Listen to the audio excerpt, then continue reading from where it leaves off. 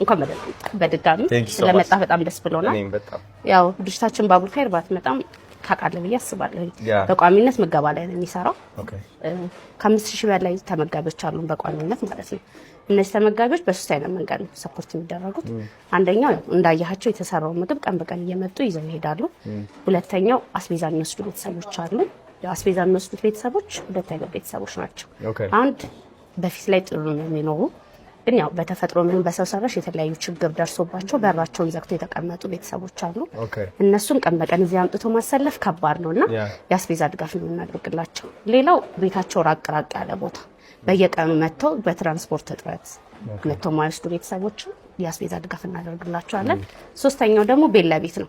አልጋ ላይ የቀሩ ቤተሰቦች አሉ የሚካድማቸው የሚጦራቸው ልጅ የሌላቸው እነሱ በድርጅቱ መኪና ቀን በቀን ቤታቸው ድረስ ምግብ ይወሰድላቸዋል ማለት ነው።